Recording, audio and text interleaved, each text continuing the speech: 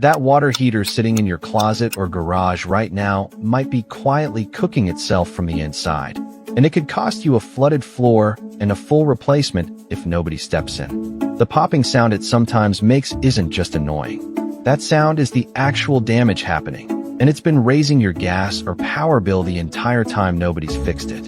Stick with me. I'll show you. That popping sound isn't quirky. It's sediment trapping superheated water at the bottom of your tank, hot enough to damage the lining and eventually cause a leak.